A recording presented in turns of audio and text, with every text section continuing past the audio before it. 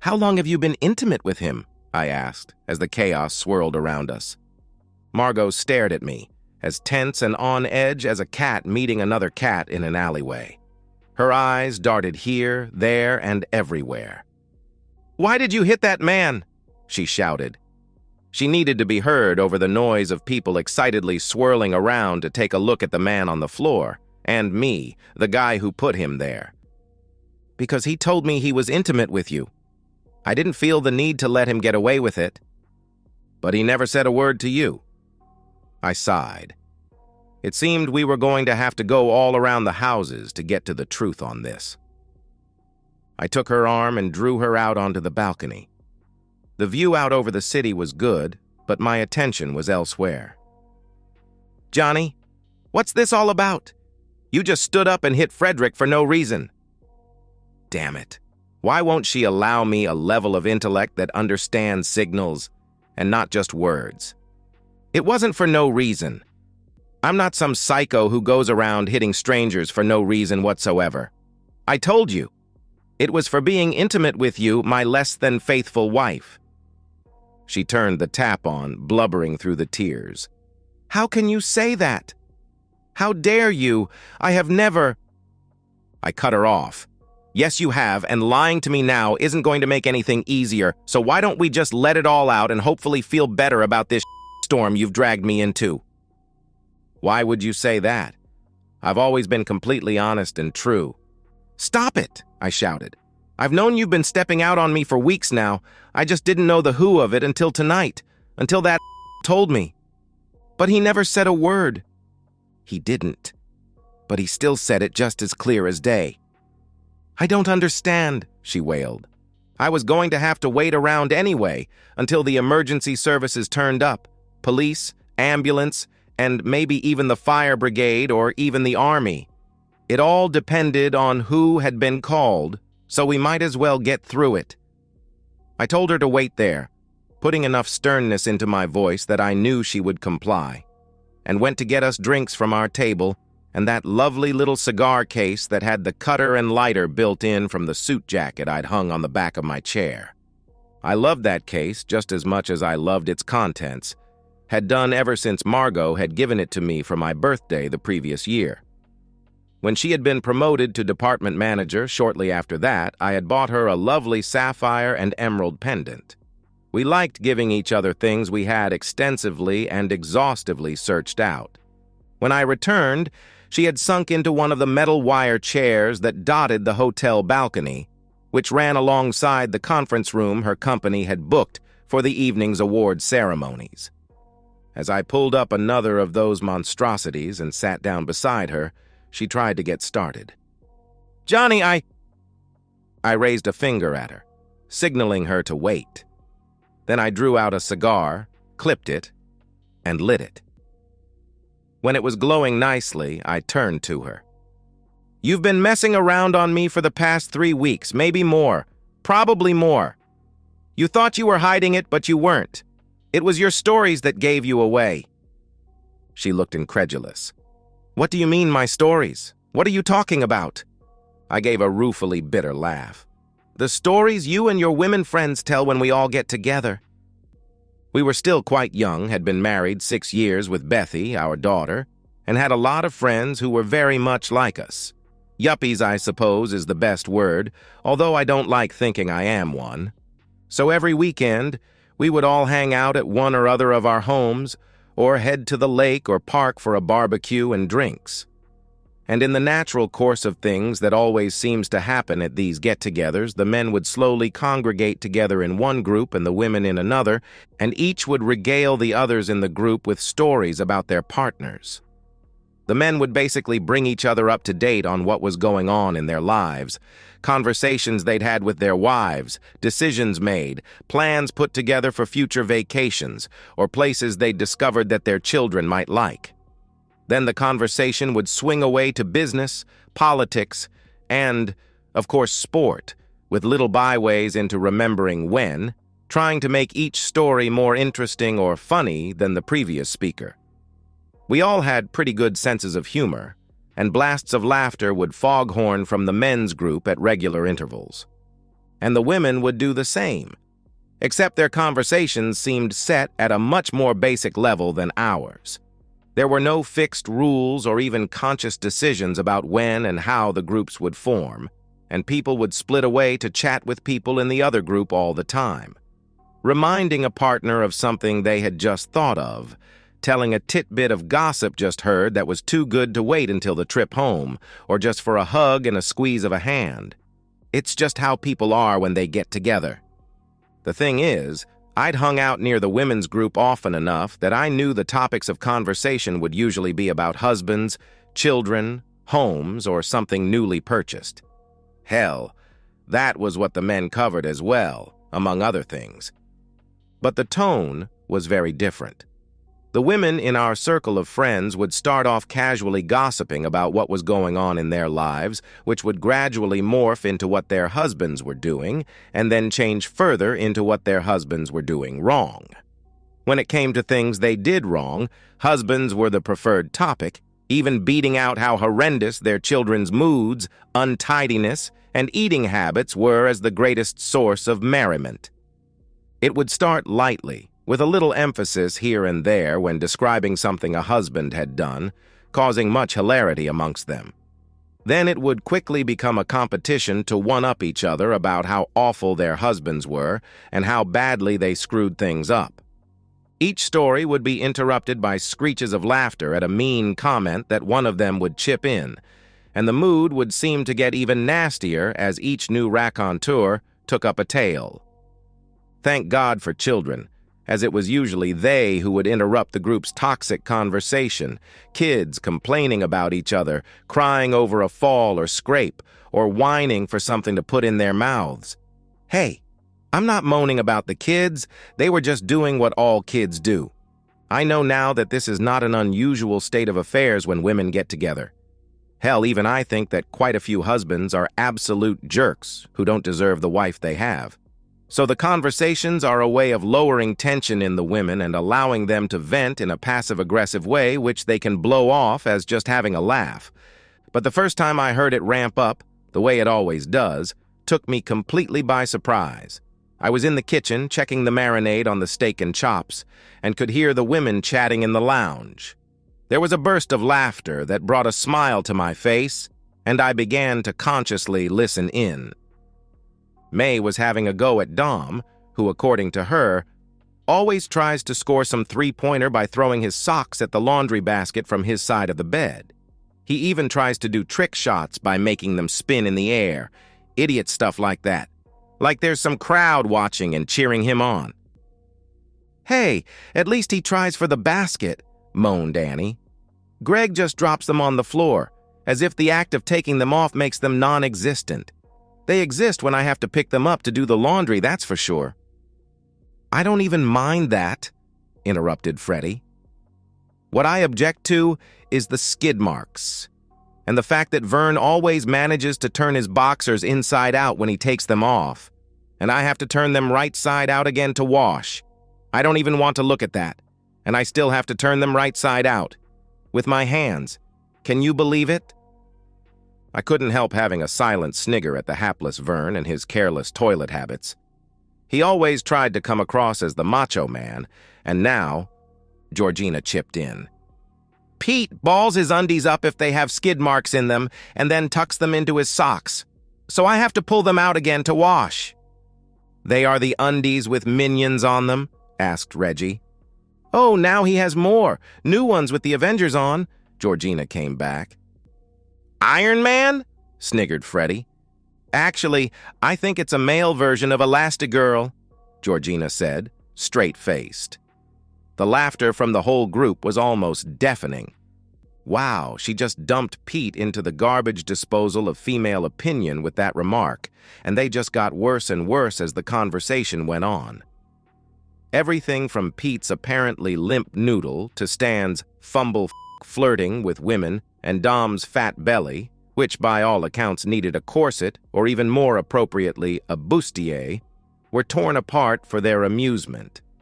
Every husband with a wife in the group took more than one tank buster during that conversation, and I didn't think Dom was much overweight at all. It actually shocked me. I thought these women were happy to be married to their men. Yet here they were in some sort of unacknowledged competition to make their husbands the very worst man in their whole circle of friends.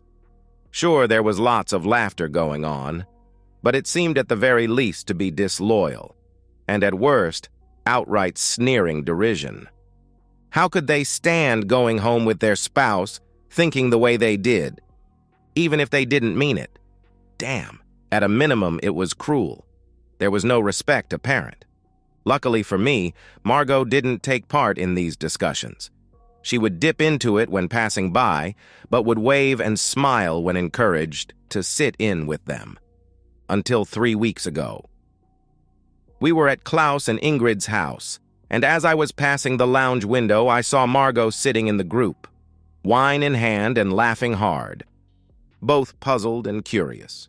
I entered the house and remained out of sight. There was the normal complaining about the husband's habits and nasty desires, each in turn having to outdo the previous offerings. Then I heard Margot chip in. "Oh, God, I know all about that. The noises that Johnny makes when he flosses his teeth." I heard her make noises as if she was throwing up, sneezing, humming the theme from Frozen, and gargling all at the same time. I felt my face grow heated. "I think that's the noise Vern made when we made love last night," giggled Freddie. "The last true romantic." "Not a chance," laughed Margot. "My husband is way more romantic. When Johnny finishes, it sounds like a vet just stuck his arm up inside a cow without any warning." She giggled loudly. "No smooth talk or dinner, just womb," chortled Annie. "Not even a flower in sight," Margot finished. There was a delighted howl of laughter. I moved on. I didn't want to listen to any more of that. If there's one person who knows how I sound when I finish, it's me. There wasn't a single note of truth in what she just said. When I come, I don't yell or bray or anything the women had come up with. I let out a series of long, low sighs, as if experiencing an expected pain, like when a doctor carries out an extended check on your sprained knee and it hurts, although you're braced for it. I didn't want to cause a fight in front of our friends, so I stayed cool but not unresponsive for the rest of the day. We got home after a day of wine and sun, and after putting 3-year-old Bethy to bed, just hit the sack and went straight to sleep. But that sound kept echoing in my mind, and it promised to hang about unless I worked it all out. The next day was Monday, so I called Henning Moritz in HR and invited him to lunch on my expense account. Henning was German by birth and was unfortunately true to the largely false caricature of the lack of humor of his nation, but he was very intelligent and, more importantly, had studied psychology at university before going on to major in personnel management. "Ah, I understand. You call on the German about such an emotional wound because you know we are such an emotional people," he said, his voice overly accented after I explained what I had heard. I stared at him blankly. "Yeah, that was a joke," he said after a moment of silence in his normal voice. "Sorry," I said. "I'm used to it. So what do you want me to advise you about?" "I want to ask why women would do that. Why would my wife do that and lie about me?" He chewed his lip and perused the lunch menu. "You know I subscribe to the philosophy of sexual economics." I did. He had explained the theory one evening at a boring work conference. "So in my view, she is joining this group to denigrate husbands for one of 3 reasons. Which one I can't tell without interviewing her, which I presume you don't want me to do." I shook my head. I didn't need her telling the witches' circle about that as well. I would drop to the very bottom of the league table of husbands if she related that. "The first and most obvious is that she feels separated from the group of women in your circle.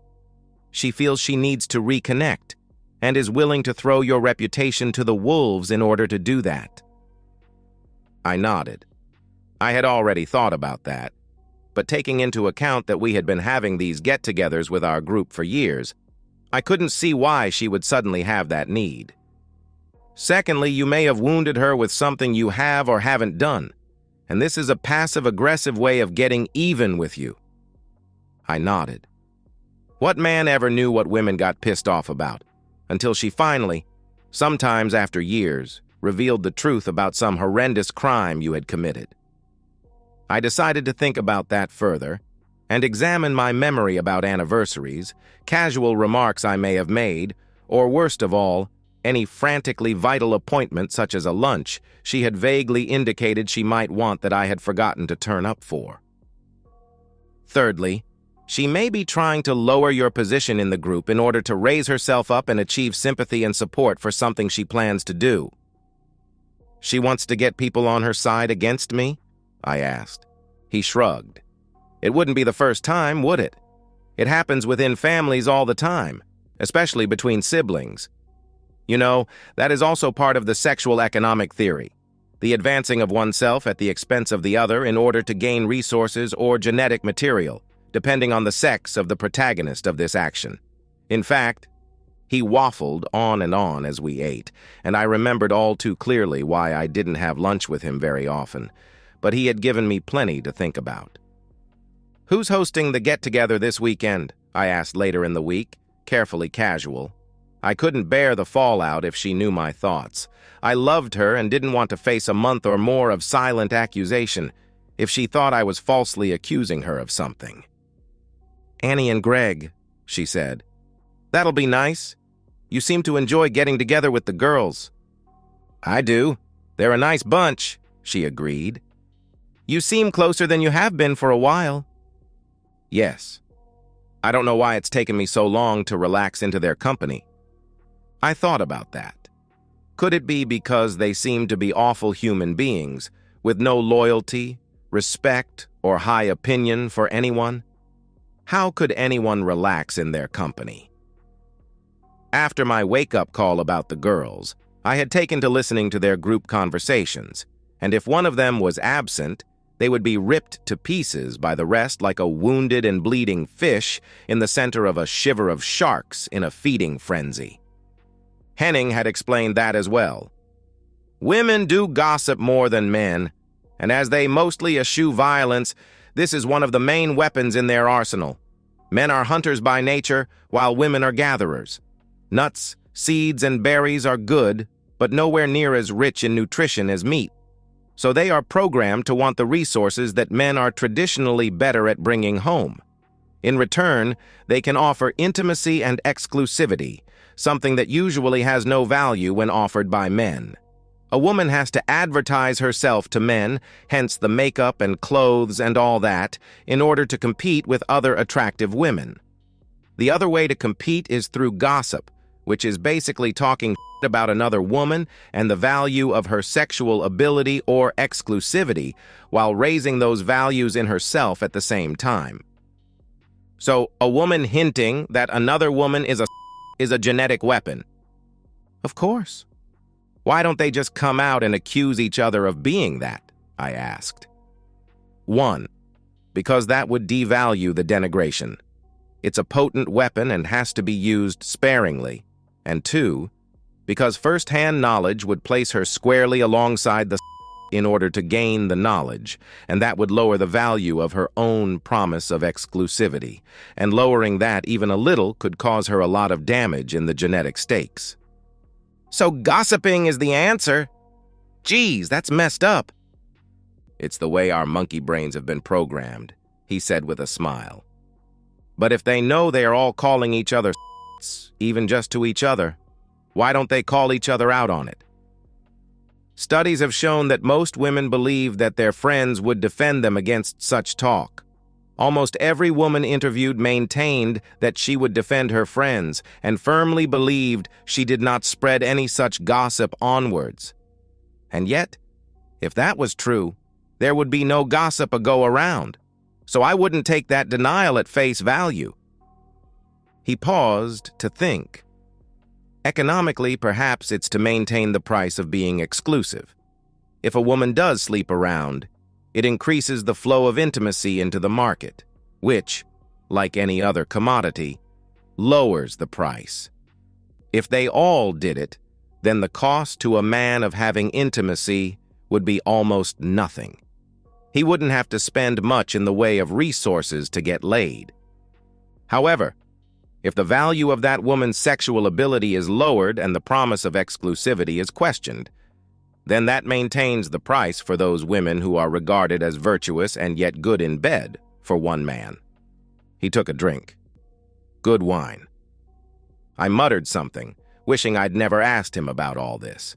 To be seen as purely a provider of resources to a woman in order to get intimacy and the promise of faithfulness seemed just so sad. It was the conjunction of those two thoughts that brought up another. Margot had explicitly promised me that she would be faithful to me when we married, and implicitly promised to have intimacy with me at the same time. Was I getting neither?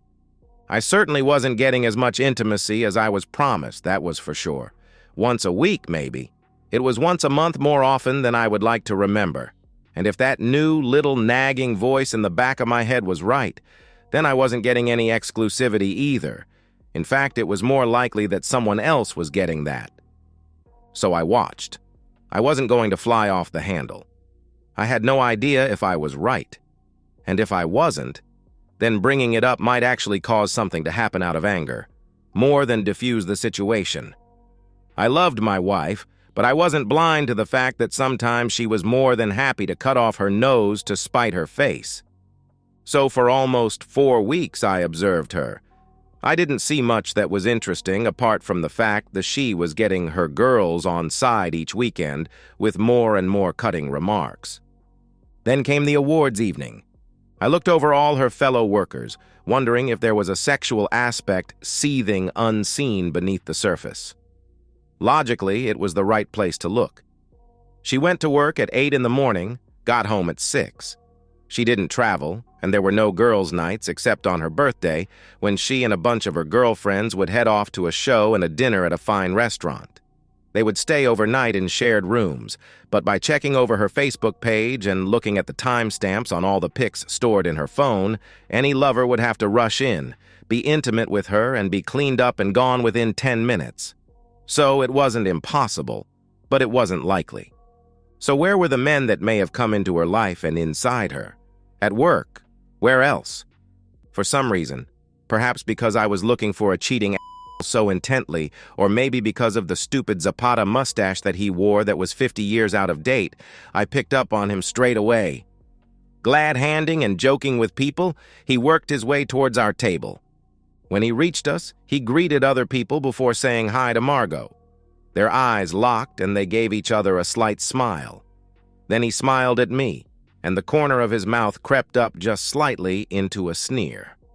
As he looked at me, his right hand reached up to his left shoulder, flicking at something with 2 fingers. 2 flicks. That was all. But it told me all I needed to know.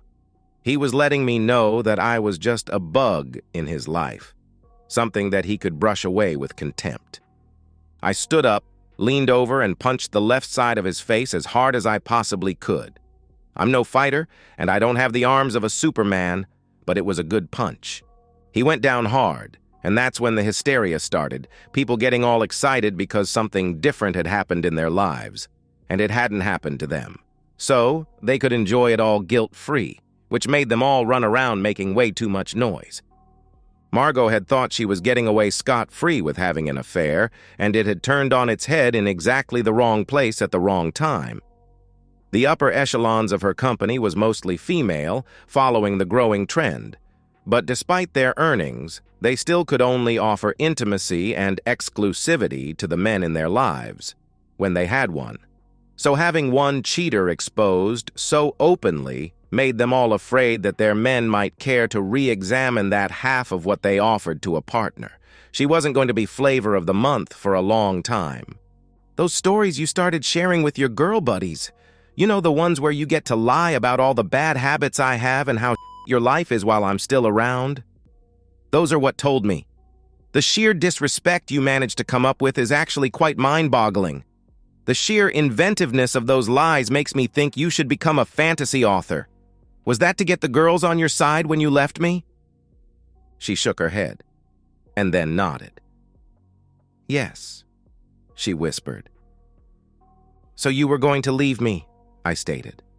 My life was a bowl of and it was the only thing to eat in the kitchen. I wasn't sure, she said. She was still crying, but she was no coward and looked me in the eye.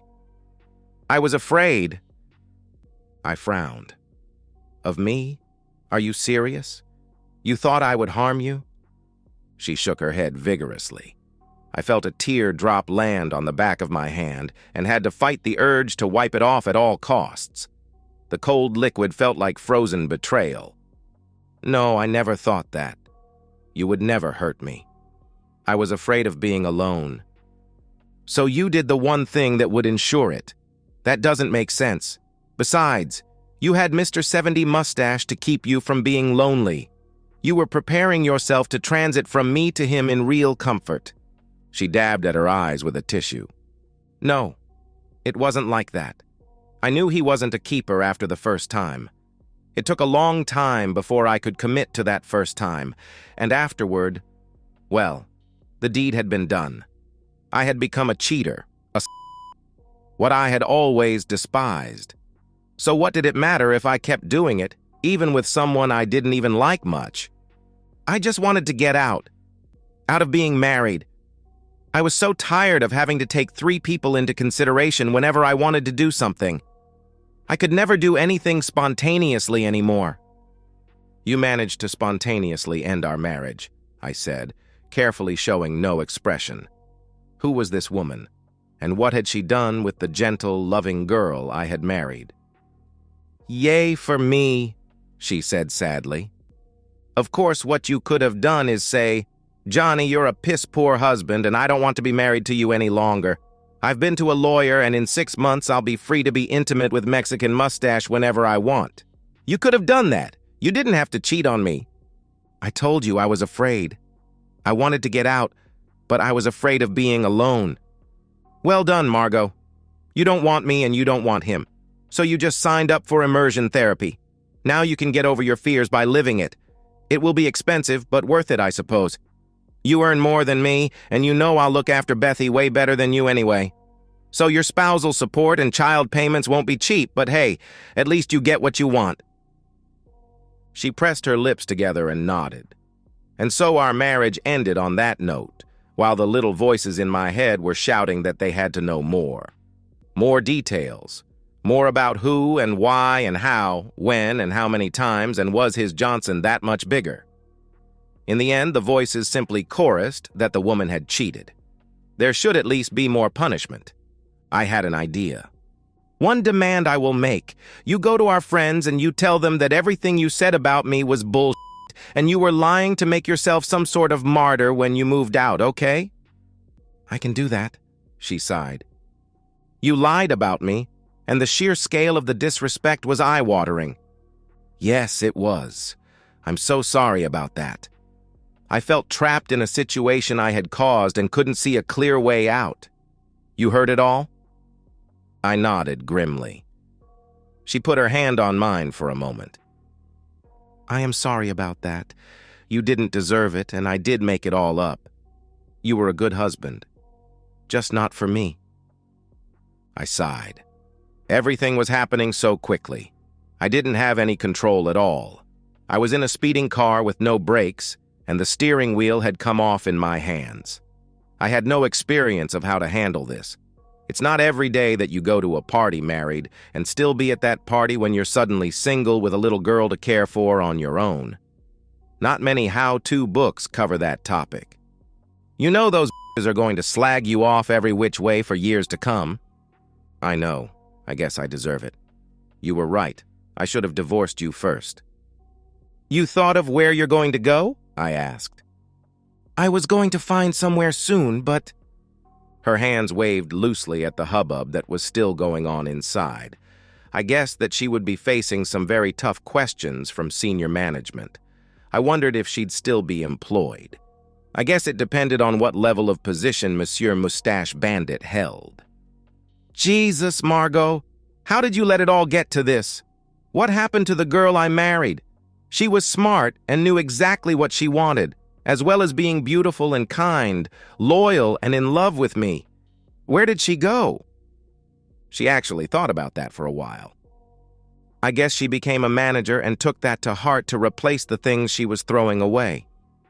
Margot, I love you, loved you, but I don't want to be in your company anymore.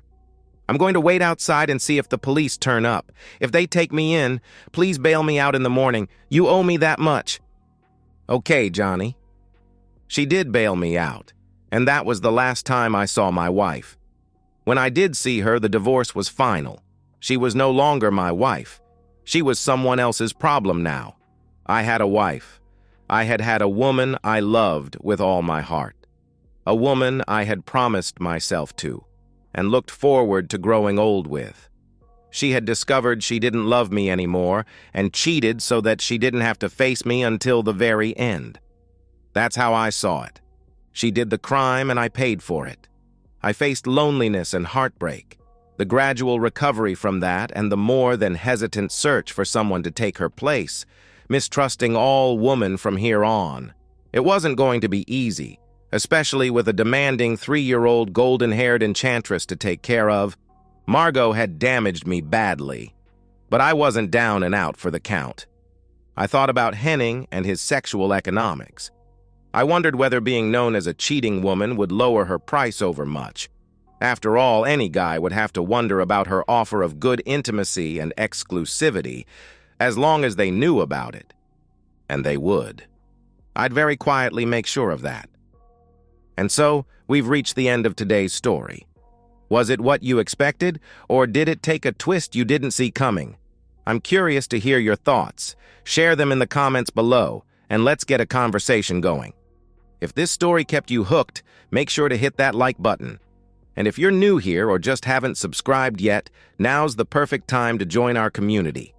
I bring you fresh, captivating stories every day, so click that subscribe button and turn on notifications so you never miss out. Thanks for watching, and I'll see you in the next one.